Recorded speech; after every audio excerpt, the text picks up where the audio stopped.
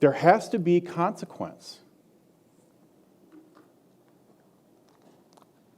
You know, one of the things people in the world that struggle with coming to faith is the concept of forgiveness.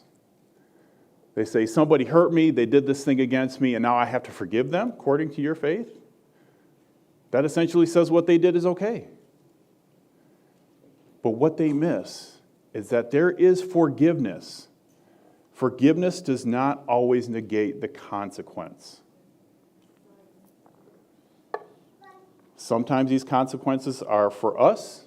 Sometimes they get passed down to other generations. Something to think about.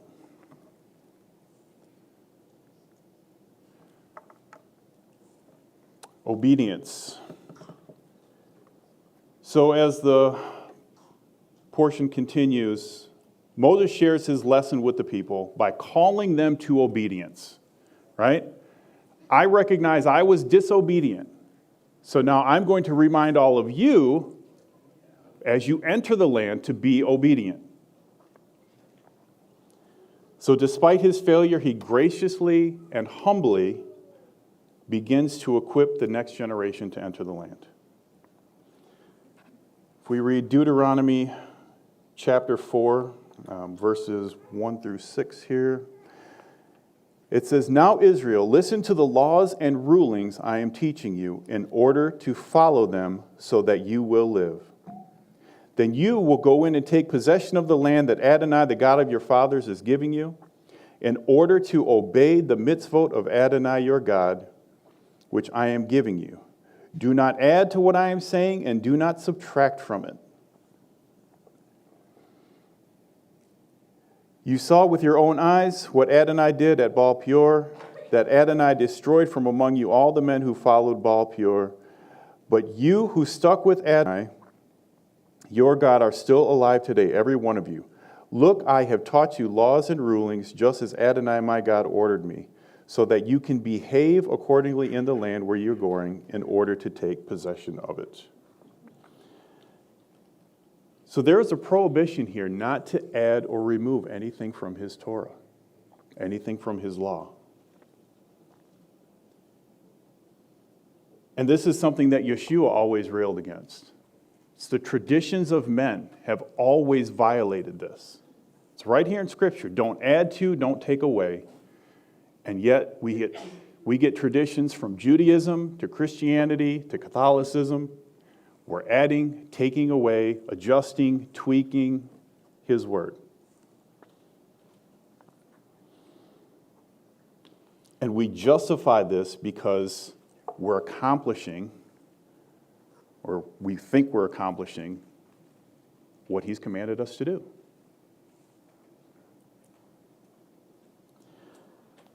There is a Hebrew term called Yezerot, if I'm saying that correctly, but it's essentially a rabbinic fence law, right?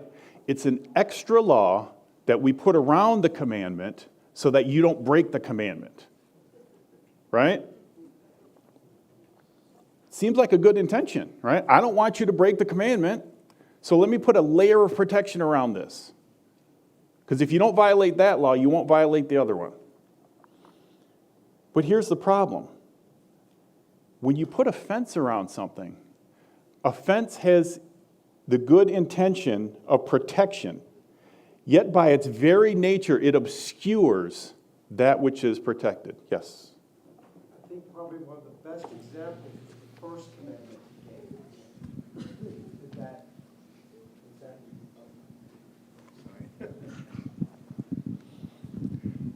gave. You're absolutely right.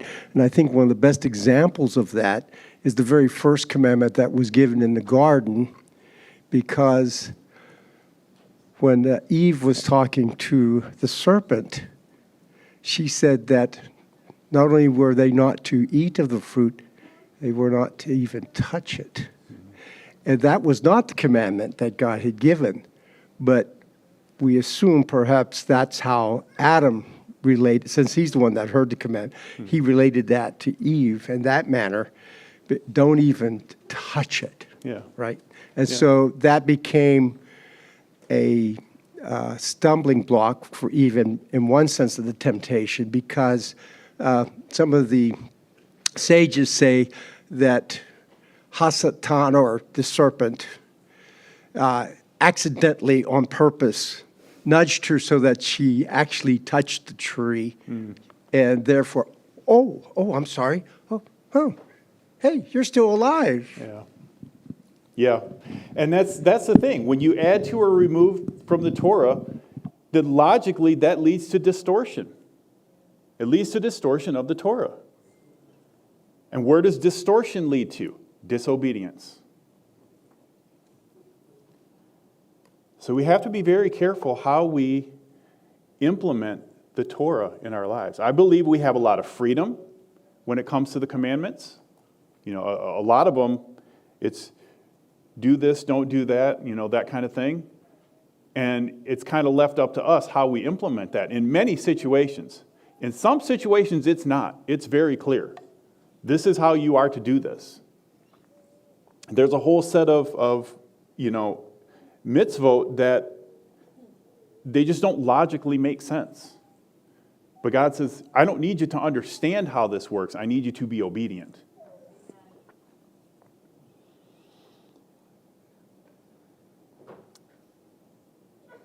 See, the call to obedience is underscored by the significance of the relationship between Adonai and his people. Right? Let's go to Deuteronomy chapter 5. We'll kind of jump ahead here a little bit. Verses 3 and 4. It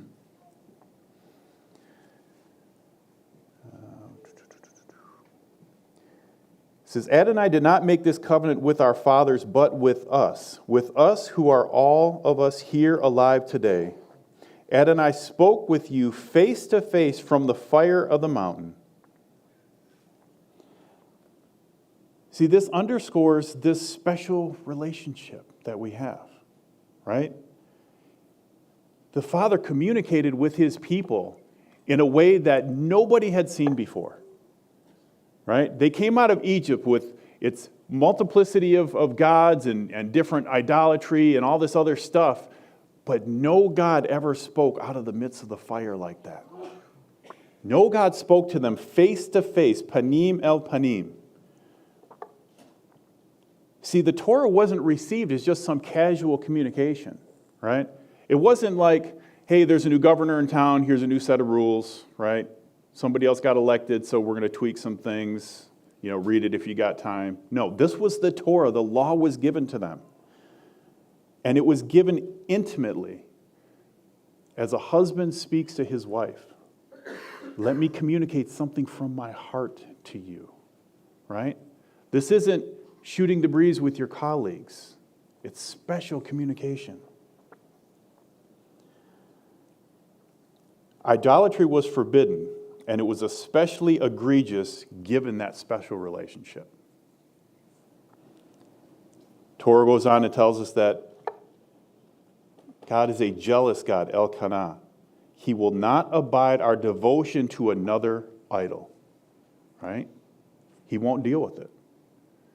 Even for us today, if it's the idol of human effort. You know, we can stand and rest on our laurels and say, hey, we've got the Torah, we've got the law, we've built all these things, right? We're God's people. And yet, if we're not following him in that intimate way, if we're not receiving his law as an intimate communication, I don't know.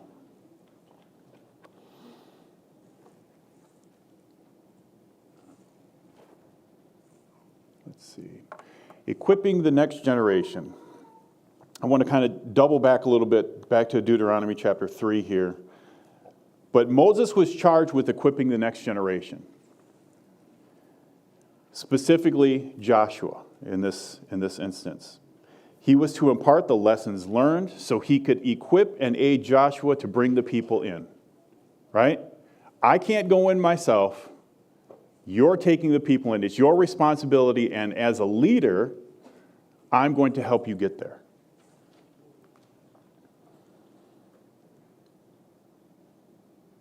See, he enabled Joshua to continue the work that he was not allowed to do. So sometimes when we don't reach this goal that we're striving for, we have to kind of check ourselves. I can't give in to bitterness or resentment because there's somebody that's going to do that work. And if I'm aware of it, what can I do to sow into their life to help them to achieve that goal so they can avoid some of the mistakes that I made?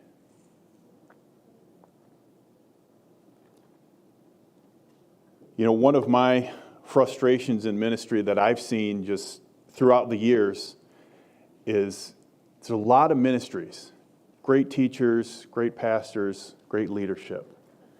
They have zero plan for succession. It's not even on the list.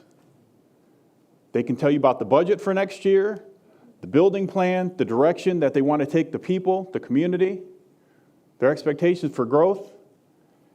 Nobody will tell them, or they'll never tell you what their plans are if they don't wake up tomorrow, because they don't have any plans. No plan for succession.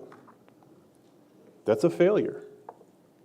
Because at the end of the day, we live in the flesh. We're not going to be able to go as far as what we may want to go. That's just the reality of it. We need to be sowing into the next generation. Who is going to continue the work when we're gone?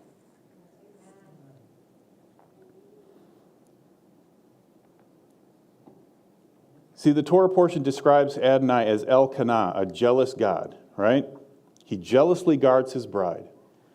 As leaders, we have a similar responsibility to guard, which we could say is to protect and equip the next generation, to guard them so that they can go forward. They can go further than we can. The responsibility of the next generation, I'm kind of looking at you guys because you're all sitting over here, is to be open to that instruction, to be teachable to that instruction. If you look at Joshua, if you go back from Deuteronomy 1 all the way through 3, you always see Moses, then you see Joshua, right? Moses is doing stuff, and then here's Joshua. Moses is doing this other thing, then here's Joshua, right? Joshua was recognized by Moses. He stood out. That's where you guys come in. Your job is not just to be here, to be present. You need to kind of stand up and be counted in that sense, right? You're the next generation. And not only was Joshua recognized by Moses, he was available to Moses. See, Moses couldn't impart into him if he didn't recognize him or he wasn't available. And so my challenge to you, being the young generation, the next generation of MNLT here in this room, is who are you learning from? Who are you being mentored by? Right? When you think about the calling that God has placed on your life, where the Father wants you to go, right? Whatever that is there somebody here in this community that has done something similar, is doing that thing that you can glean from, that you can learn from? If you don't have somebody mentoring you, it can get dangerous. Because who do you have speaking into your life?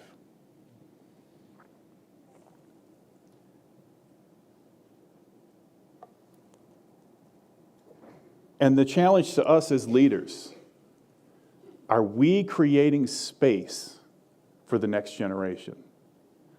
If one of these wants to come to us and say, hey, I've got a question, I'm interested in this, I want to learn about this, I see you've gone here before me, and I want to follow in your footsteps and keep going, what can you tell me? Do we have time? Legitimate time? Are we making space in our lives for that kind of interaction? Because if we don't, they're going to find it somewhere. God willing, another righteous source. But the world is all too quick to fill that void.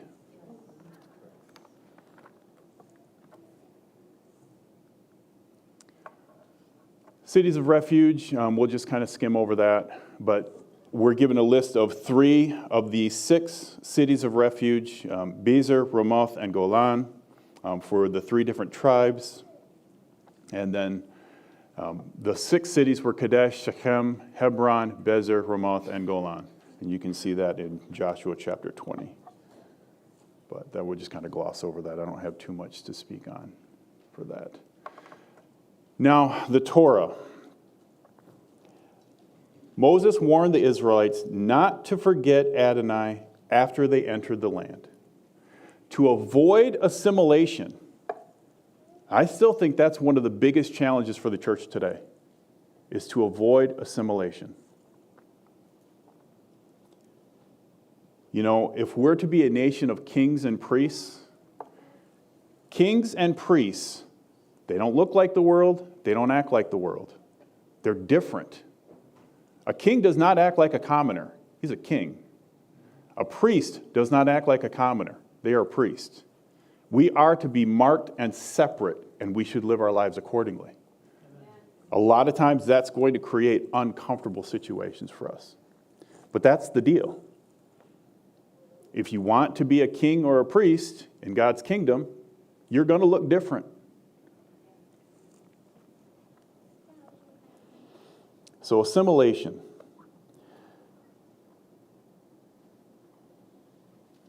He goes on to tell them to remember that they were his chosen people and that they are to follow the Torah. See, in this Torah portion, the Torah itself is the central object. Right? I was disobedient. I can't go in. You guys are going in. Let me give you some tools to equip you. The Torah. It's the central object. It's the lifeline of connection to the Father. Who would we be as a religious community if we did not follow the Torah? What would distinguish us from everything else that's out there? There's this curious phrase, from the midst of the fire. It's repeated 3 times in chapter 5 alone.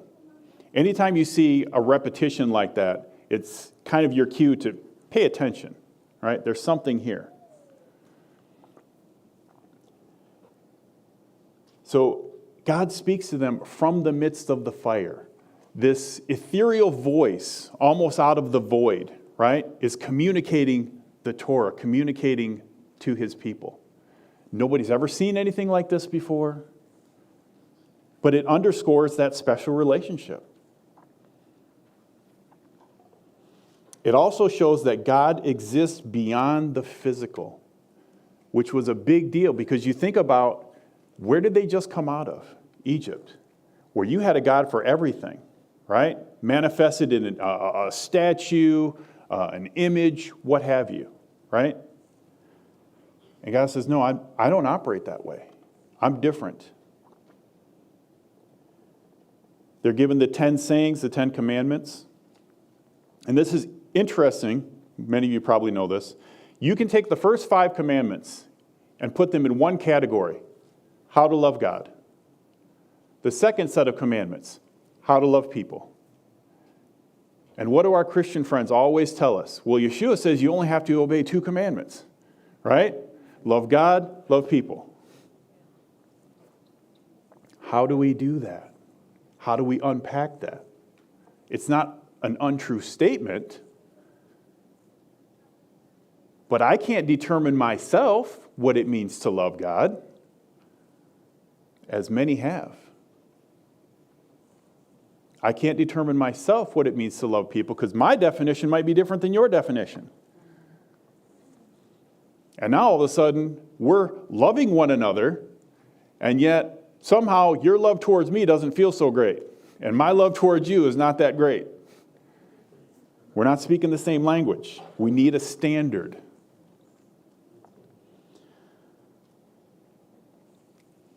The Shema. The essence of the Shema is not only to listen, right? Not just to hear, but to understand and obey. Right? Don't just take the information in, do something with it. There is only one God. Okay, I understand that. I've taken that. What do I do with that? How does that impact me? How does that impact how I walk out his law?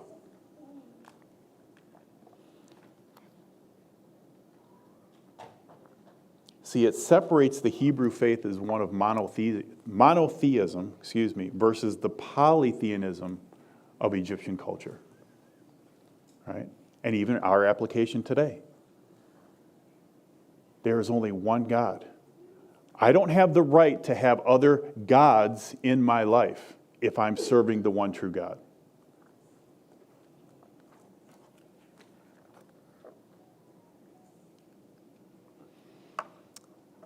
Now, for some of you, you may be a little more well-versed in this. I'm still kind of learning this.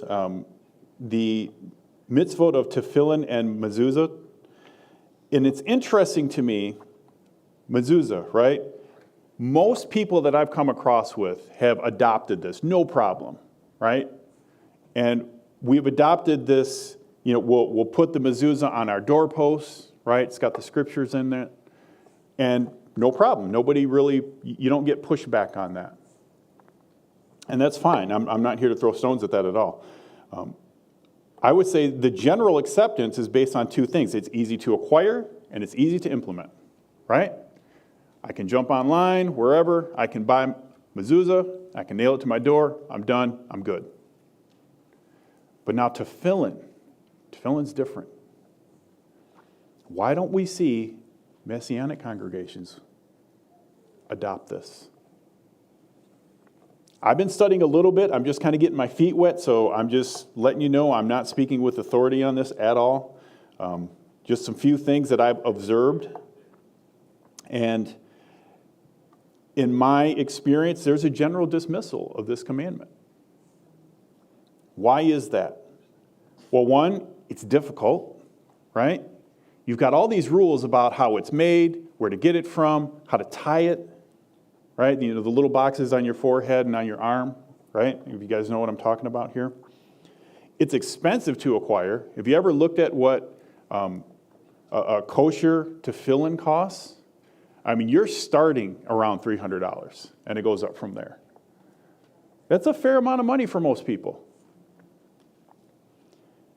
And then the other thing, and this is really what's interesting to me, it says you should bind them on your forehead and your arm as a sign. And this is where the debate comes in. So there's three predominant views. The Christian view says that's for Jews only. It's done away with. It's under the cross. We don't have to worry about it. Okay. The Messianic view says it's optional.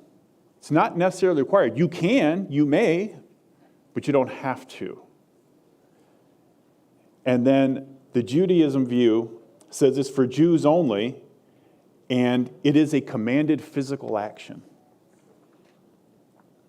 Now, this is where, like I said, I'm just now studying this, but some of the early references I've come across suggest that it was worn only by the Pharisees, so it would be only for those in the priesthood. And generally, it was not worn by women, so it sounds like the ladies get a pass.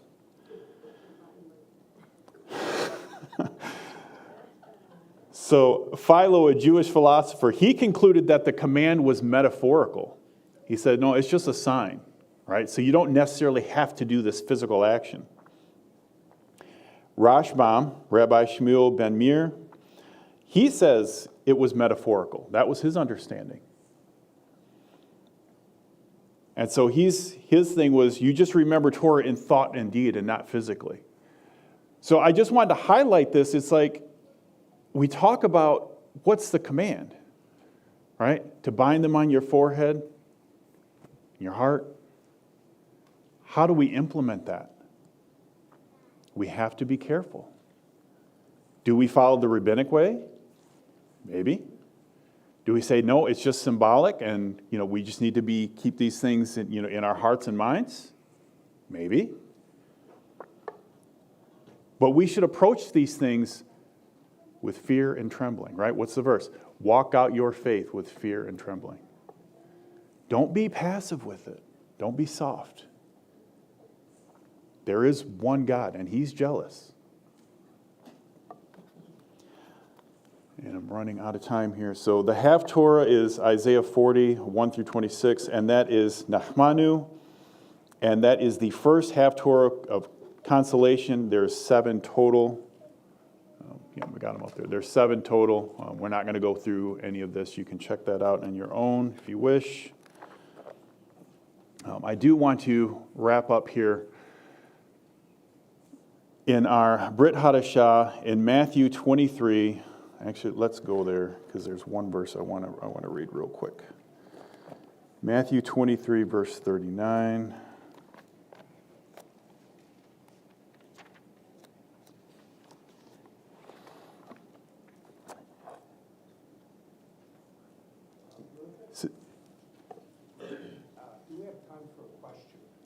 Yes, let me get past this verse, and then we will do that. It says, "For I tell you, from now on, you will not see me again until you say, 'Blessed is he who comes in the name of Adonai.'" And this goes back to that Hester Panim, right? The hidden face, right? God spoke to us face to face, intimate communication. But what happens when we walk in disobedience? He turns his face from us. He hides his face. And so if I can't see God's face, I have to ask myself, am I walking in disobedience? Am I walking in obedience? Because I don't want to live in such a way where I can't see God's face, where I can't hear his voice, I can't see his word in my life. So some highlights from Parsha Vet Hanan. And if you have a question, I think we have a few minutes. Yes, thank you. This relates to the striking of the rock. The passage, this wasn't the first time they were without water, right? And not the first time also that water came out of a rock. Mm-hmm. So in Exodus 17, in those verses, God actually commands Moses to strike the rock. Okay? Oh, to strike, yes. He actually commands him to strike the rock with his staff, with the staff in his hand. So what's different? Now, he did say, speak to the rock this time. One thing that's not different is that the people were complaining, just as we were then. And even back then at that time, Moses said, what am I going to do with these people? He was obviously frustrated. But you look at Numbers 20, and the very first verse, Numbers 20, mentions the death of Miriam. Yeah. So this is actually near the end. Moshe has been faithful throughout all those years. Miriam has died. I don't fully know the tradition around that, but somehow there was a connection between Miriam and this rock that followed the people around and provided water. Mm-hmm. And in 1 Corinthians 10, verses 1 through 22, that whole section, but especially verses 3 and 4, states that rock was Yeshua, the Messiah. Yeah. And so I'm trying to put all that together and understand what's happening. It seems like one of the aspects here was related to Moses, kind of like at the end of his rope, so to speak, because his Miriam has died. Yeah. Aaron's still living, but he's going to die soon too. And now, of course, Moshe. And after almost, 40 years, 38, maybe 37, I don't know exactly what the years would be, but it's been a long, long time of wandering. And we've seen all this that has happened.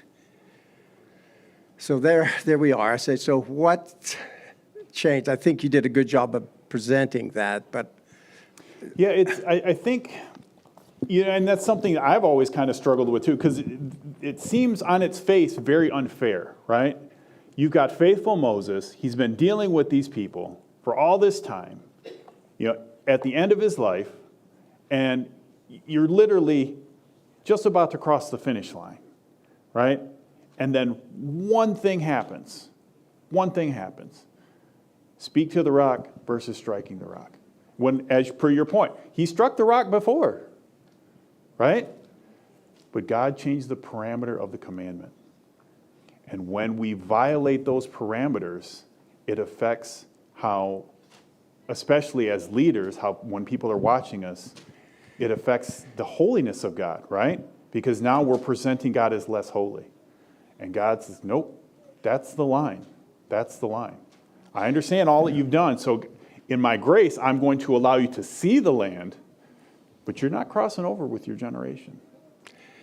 we see Miriam. We don't see Miriam as much as certainly as Moshe or Aaron, but she plays a prominent role, and she was her celebration, her leadership is clear, and there's an aspect of all this time they were traveling, and they got water from this rock, and then they don't have it anymore. She's died, and she's dead.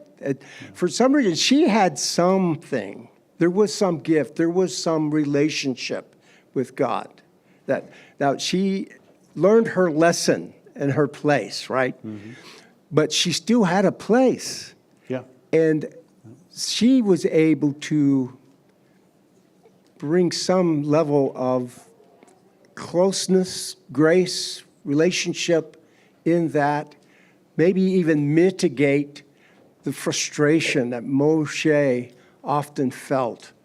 And she understood. She had learned her lesson of humility, and she was watching Moshe with humility. I don't know that I have any answer to that, but somehow there's got to be some sort of connection there. And Moshe just basically loses it. And it's uncharacteristic of him, who has been so humble, but he loses it here. Yeah. And God calls him to account for it. Yeah. So it's important for us it's a powerful lesson for us, because Absolutely. who was as close? Who was as humble? Who was humble as Moses? Who was as close to God as humble, face to face? And yet, he too is judged and falls short. Yeah. It's another. Throughout Scripture, even the way that Yahweh created man and woman, and he brings them together as one, it is what you see in the physical is also same in the spiritual. And that's the one commandment. The fifth commandment says that it comes with the promise. If you honor and obey, your days will be long upon the land. So the same way is in the physical is the same in the spiritual as well. That's a good point.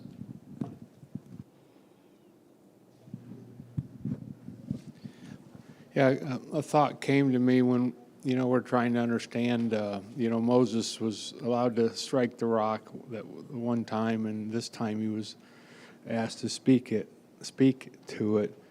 And, the parameters changed. I just wonder, because biblical history is future prophecy, and could this rock that flowed rivers of living water represent the Messiah? And the first time he came, he was struck, and through his death brought living waters. The second time he comes, he's going to rule and reign from Mount Zion, and he won't be struck this time. He will be. It says, "All nations shall flow to Jerusalem to hear the law, the Torah of Yahweh." So, maybe that's a connection there. The other thing is in James, it speaks to this concept of how destructive anger, the actions that come from anger can be. It mentions here in chapter 1 and starting in verse 19, it says, "Wherefore, my beloved brethren, let every man be swift to hear, slow to speak, and slow to wrath." And I got a cross-reference here of Ezekiel 5:2 and 6. And then verse 20 says, "For the wrath of man worketh not the righteousness of God." So we know that anger and wrath, there's no good fruit that can come out of that when it comes from man. You know, with Yahweh, it's a different. If it's different, but with man, it never has a good ending. And so that's another lesson that I've always, and it's an area that I have to work on and deal with. But anger can keep you out of the kingdom. Anger can keep you, and the Bible says, "Make no friendship with an angry man." So it's an area that we must, submit ourselves and rely on the Holy Spirit to change that heart that's within us, so that we don't exhibit, the anger. And so, just a couple thoughts. Yeah. No, this is interesting, the connection between the rock, being Yeshua, because you study that out and it talks about the miraculous nature of the rock would literally follow them through the wilderness, right? It's a pretty wild concept. But, per your point, to strike the rock, right, Yeshua was crucified once. When he comes back, we're not crucifying him again. That would be highly inappropriate, right? Even Paul talks about that. If you claim that you have Yeshua, right, you've accepted his sacrifice, and you go on sinning, you're trying to crucify him over and over and over. And that just doesn't work out. So, yeah, maybe there's some connection to that. It's a very interesting story.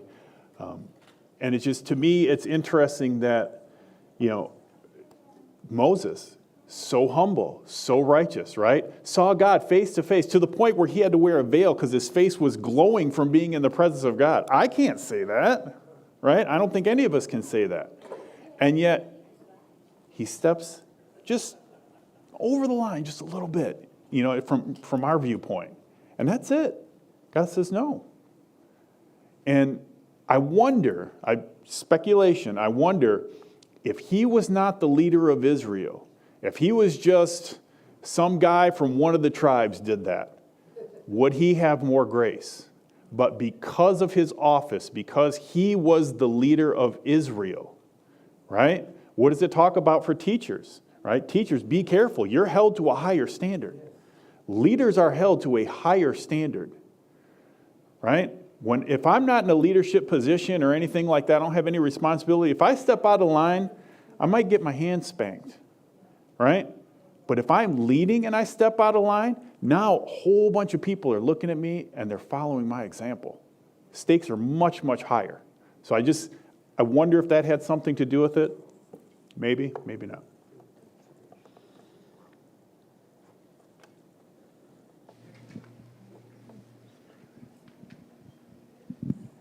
I was just thinking of how you were talking about the Teflon. I also don't know a lot about it, but when I heard you speaking of that and the commandments and the judgments and the statutes, I just feel like it's a physical representation for us to always have the commandments in the front of our mind at all times, because you could tie that to Revelation, where a lot of people will speak to, they're afraid of the mark of the beast, but really we should be more aware of the mark of Yahweh, because we see in Revelation those are the ones that are protected. And how you get that mark of the Yahweh on your forehead is by observing the commandments, keeping the statutes and the judgments.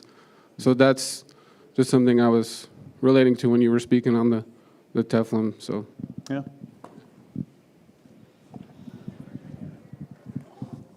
No, I think we're out of time. No, I'm just teasing you. Okay, so I'll make it really quick. Speaking of tefillin, again, it's pretty vague how we follow this command. Actually, they found a bunch of tefillin in the Qumran caves. Oh, really? So we know the Essenes also wore tefillin. That's interesting. I did not know. Pretty interesting. But that said, that's for your walk. I don't always... This is something that I'm like, this is something we should pray about on an individual level. I had the opportunity one time, a friend of mine brought tefillin for me to wear, and it was an interesting experience because you put the box on your head, you put it on your arm, and you have to tie it a certain way, but you have to tie the straps so tight that when you take it off, you can see the marks. And it's not making a cut or anything, so it's not like making a cut in the flesh to go against Torah, but it's leaving like marks in your arm. And you're meditating as you walk through the rest of the day, like, what happens in my prayer time. So I would be praying the Shema, right? Or in Daniel's 3 prayers, he prayed 3 times a day. I'd be praying that, and I walk away from my prayer time with it leaving me. My biggest challenge is when I leave my prayer time or study time, I tend to forget what I studied, and I get caught up in life. That's my biggest challenge. But when you have a physical reminder like, oh my, and I see the mark, the welt on my arm, right, where I tied it, I'm like reminded physically. It's a physical reminder. The spiritual command is on your heart and in your mind, but if you want to add a physical element to it, I would definitely suggest praying about tefillin. Yeah, no, it's good points. All right, well, thank you everyone for hearing me, and Shabbat Shalom.